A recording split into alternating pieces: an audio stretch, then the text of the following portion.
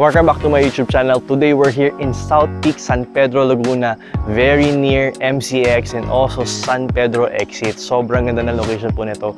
Ngayon, hindi po ito yung bahay na i-feature natin, but this is just a sample. Actually, ito yung bahay na ipapakita ko.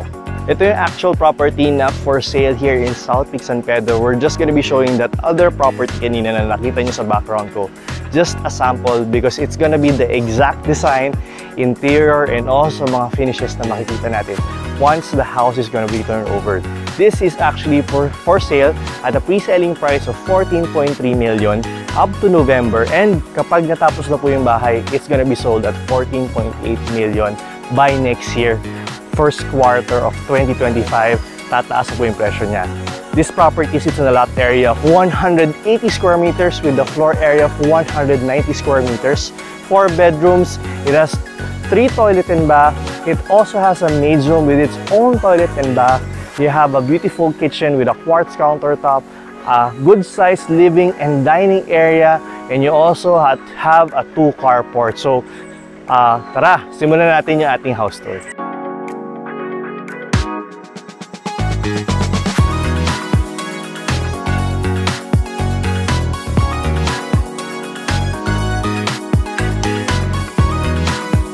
If you're new to my channel, I'm Armand Cruz. I'm a real estate broker here in the Philippines, and I sell properties in Laguna, Cavite, and Batangas. So if you're looking for a property or looking to sell your property, I invite you to subscribe to my channel, hit the notification bell, or you can also contact us on our Viber, WhatsApp, and iMessage. The number is posted on the screen.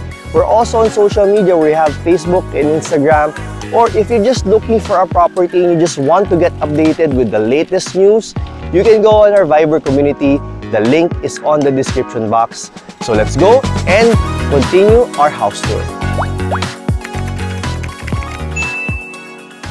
So we're done with the house specifications. Let's begin with the external tour of our property, beginning with our carport. As you can see, kasyang-kasya po ang ating dalawang SUV in our carport. It is actually partially roof already. Pero if you want to put a roofing here, medyo maglalagay lang kayo na extension. As you can see, it's also may konting wash pebble effect po siya na ginawa yung ating contractor. So which actually makes it already ready for your vehicle. Now, on this side from our carport would be an access going to the maid's room. So what's nice about this space is meron tayong designation. Even though this is parang technically partly single detached kasi may konting part sa kanya na attached. Ang maganda dito is meron tayong segregation. So ang ginawa niya, one side would be the service area and the other side would be the garden space. So from our carport would be an access to our dirty kitchen area. Meron siyang space or allotment for your laundry and also your cooking area. You can actually put roofing here, you can put cabinets here para mas lalo pong pwede tayong maglagay ng ating mga gamit. So, if ever magluluto kayo ng mga mababahong pagkain or medyo maamoy na pagkain, you can actually do it here. Now, as we move a little bit further, nandito na rin po ang ating maid's room, which has its own toilet and bath. Yung maid's room natin, it's perfect for a double deck or a single bed. Kasyang-kasya po siya, and you can actually have a space for the cabinet pa. And then dito rin po ang ating toilet with its own shower. So hindi lang mabuksan yung ilaw pero you have your shower dito sa side na to. So let's explore the other side of the property. So here on the other side of the property, this is more on the garden side and also more on the presentable side wherein you can entertain your guests. As you can see, as we enter from our pedestrian gate, you have this beautiful gray marble type tiles which is welcoming you and your guests to the house, leading to your front door, which is actually huge and maganda siya. Now here on the other side, and the whole other side, hindi ko na po siya tatapakan kasi medyo maputik, madudumihan yung bahay. You're gonna actually put grass and also a lot of landscaping all the way to the back.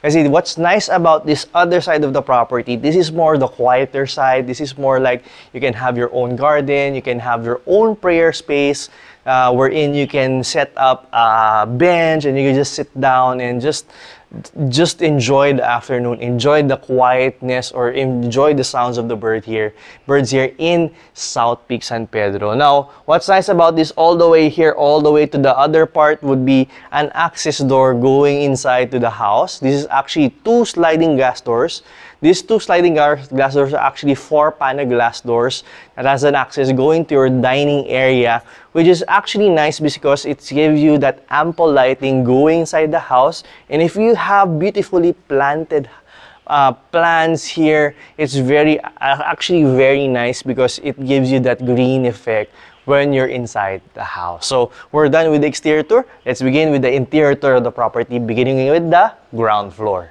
So as we enter, as you can see, you will be greeted by your solid wood door. This is actually mahogany wood.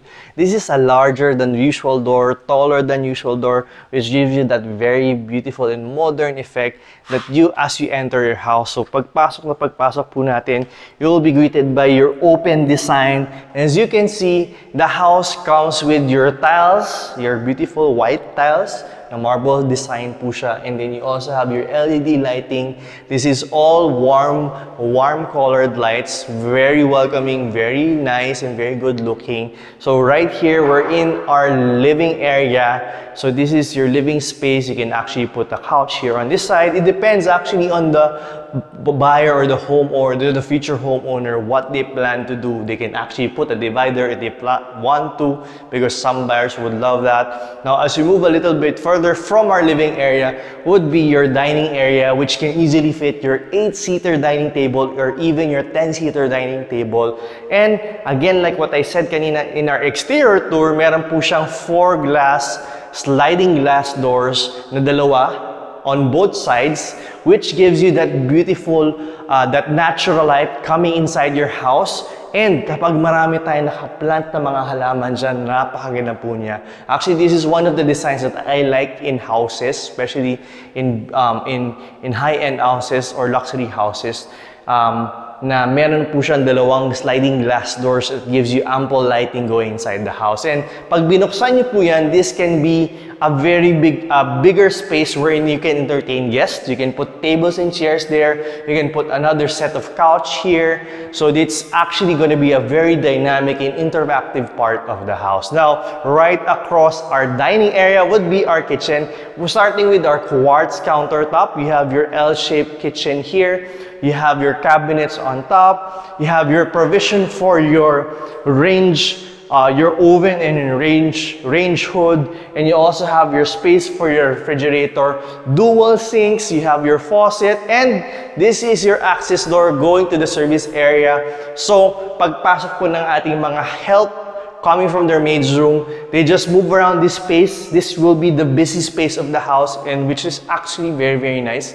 Kasi it's very centralized. So, hindi na kailangan masyadong punta kung saan-saan. Nandito lahat ng mga pangangailangan nyo. Now, here, beside our kitchen would be the first toilet and bath of the house, which can actually be a guest toilet also. It's beautifully designed. You have tiles all the way up, off-white to gray yung color niya. And you also have your quartz, your countertop here. You have a cabinet, a cover here. You have your toilet, you have your shower, and you also have your mirror already. Now, right beside our first toilet and bath would be the first bedroom in the house. Now, which can act as this can act as your guest room. This can act as your storage room. It can also be an office. If you're doing schooling at home, homeschool, you can make this as a homeschool. It can be a library. There's a multitude of things that you can do here. It's very, very nice, good space. Approximately a rectangular shape. If you're going to place a bed, kasha po yung semi-double with 1 cabinet.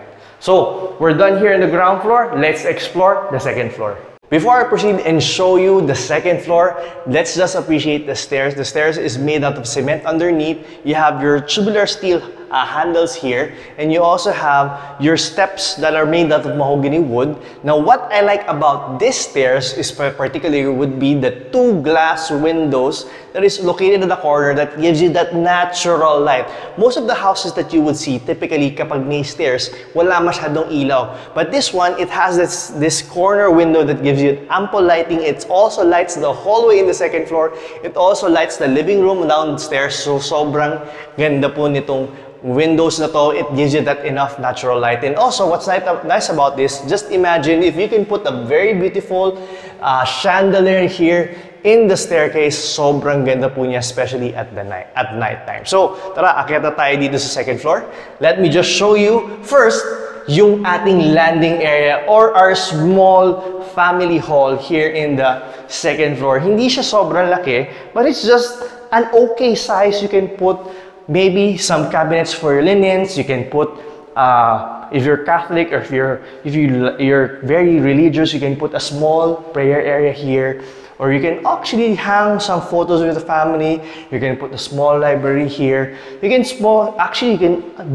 put also a small work area here on the second floor. So let's start first with the first bedroom. By the way, here in the second floor, we have 3 bedrooms and you also have 2 toilet and bath. Let's begin with the first bedroom here in the second floor.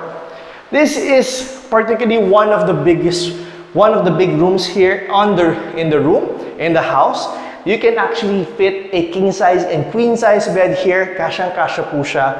And you have a cabinets that already fits a lot of clothes, kasyang-kasya po siya. And what's nice about that, tignan nyo naman yung lighting natin. You have your LED lighting and you have ample cabinet space. You just need to move in. Sobrang ganda po niya. Sobrang okay na okay po talaga tong house na to. So, if you're looking for a house, it's still ongoing construction.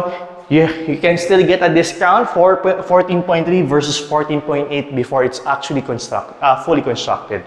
Now, right beside the first room here in the second floor would be the common toilet and bath, which has its glass enclosure. You have your countertop with your faucet and your mirror lighting. You have your shower. You have your provision for your hot and cold shower, and also you have your window there. Now, right beside the common toilet and bath is the third bedroom or the second bedroom here in the second floor. Compared to the first one, yung kanina, it's square shape. Ito naman pahaba. I can still bet that kasya po dito yung king size. Medyo siksik na lang po siya. But if you want it to fit a little bit more, a little bit better, you can put a queen size bed, and you can still put a study table. Now, same size of cabinets as the first one as the first room here in the second floor. Good size then. You have a lot of storage. Kasyang-kasya po ang ating clothes. You just need to actually bring your mattress and also your bed, your clothes.